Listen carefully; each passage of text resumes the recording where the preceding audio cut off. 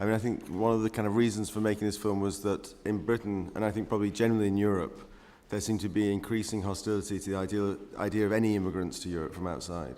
And especially in the run-up to the last election in Britain, there was every political party seemed to be trying to make the most extreme statements about making sure that no illegal immigrants arrived, making sure that asylum seekers were genuine refugees and so on. And it seemed like, well, even if you're in a situation where these people are economic migrants rather than refugees, what's wrong with that? It got to the point where being a migrant at all was a dirty word. From my point of view, it was just, as I said before, really, it was just a response to the kind of political situation in Britain, and also just a response to the stories that that you read in the papers about the journeys people had made. It seemed that on the one hand, you had people's reaction in Britain was these people shouldn't be here. They should be sent home. They should, they shouldn't be allowed here. They should be put in camps as soon as they arrive. We don't believe any of them. They should be sent back. And at the same time, you're having accounts of journeys which, were over thousands of miles, where people risk their savings, they risk their lives, and at the worst case, they were risking their lives in order to try and make a better life for themselves and their family. And it just seemed bizarre that people couldn't see that, and that you kind of hope that perhaps if people for an hour and a half spend some time, imagining what it's like to try and get from one place to another, imagine what it's like to try and make that journey, that by the end of that hour and a half, they might be sympathetic to them and on their side. We knew the borders we were going to cross. We had a whole series of ideas of what kinds of things should happen.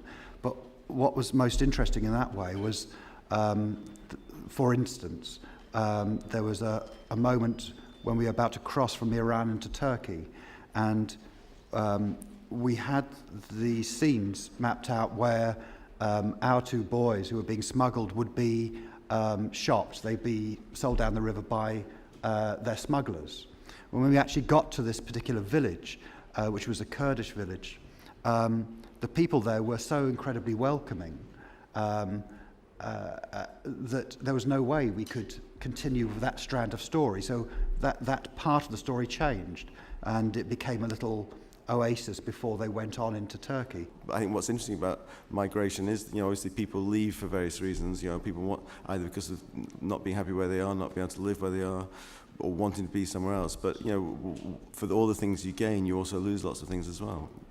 I mean, I think it's very, as I said, I think it is that complex thing. If you're from one culture, you have a lot of benefits from remaining in that culture, remaining with your family, remaining with your friends. And I suppose, if anything, the idea was, anyone who makes a journey like this, anyone who tries to migrate for whatever reason, they are leaving a lot behind, and people only do it because they feel compelled to do it for one reason or another. No one lightly decides to leave their family and their friends. In the case of Jamal, he's like 15 years old. If you imagine as a 15-year-old giving up not only your culture, but all your family, your friends, all the places you've known, that is not a decision anyone takes lightly. And if people are willing to take those risks, take those chances, then you should respect them.